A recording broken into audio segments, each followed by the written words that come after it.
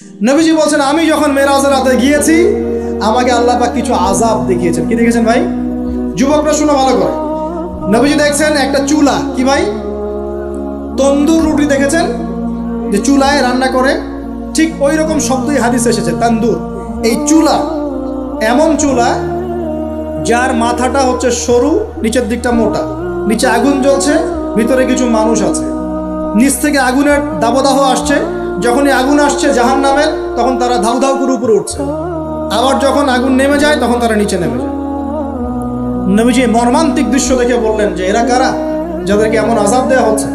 জিবরাইল আলাইহিস সালাম বললেন, যুবক ভাই শোনেন ভালো করে, জিবরাইল আলাইহিস সালাম বললেন এরা হচ্ছে আপনার উম্মতের সেই সব ব্যক্তি যারা বিবাহ বহির্ভূত জিনা করেছিল। এই পাপটা মারাত্মক। আল্লাহ পাক আমাদের সবাইকে এই পাপ থেকে ফিরে আসার তৌফিক দান করুন। এবং এই পাপ যদি করে থাকেন হতাশ হবেন না, তওবা করে আজকেই ফিরে আসবেন। তওবা করলে আল্লাহ পাক যে কোনো পাপ মাফ করে দিবেন ইনশাআল্লাহ। যে কোনো পাপ তওবা খাস করতে হবে, কোনোদিন এই পাপে লিপ্ত হওয়া যাবে না। এই যে উম্মতদেরকে উৎসাহিত করা হয়েছে না জেনার জন্য, আর নবী সাল্লাল্লাহু আলাইহি ওয়াসাল্লামকে কেন দেখানো হলো? কারণ তার উম্মতের মধ্যে জেনার পাপ ছড়িয়ে পড়বে বেশি।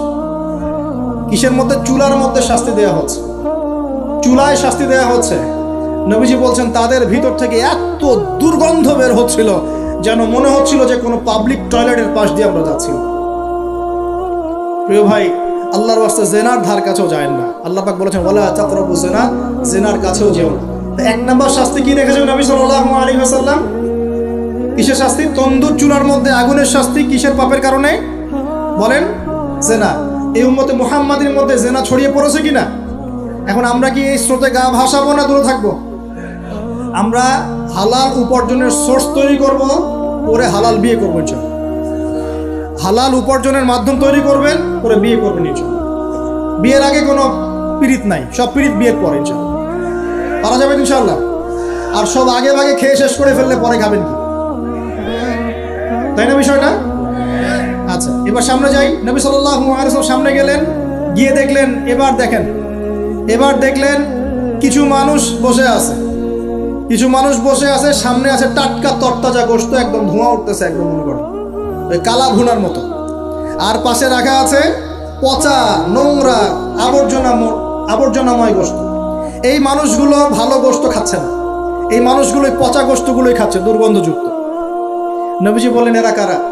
নবী সাল্লাল্লাহু আলাইহি ওয়াসাল্লামকে বলা হচ্ছে এরা আপনার উম্মতের সেই সব ব্যক্তি যারা বিবাহিত, ভালো করে শোনেন, এরা আপনার উম্মতের সেই সব ব্যক্তি যারা বিবাহ বহির্ভূত সম্পর্ক করেছে। মানে বিয়ে করার পরেও, বাসায় স্ত্রী থাকার পরেও বাইরে জেনা করেছে, বাসায় স্বামী থাকার পরেও বাইরে জেনা করেছে।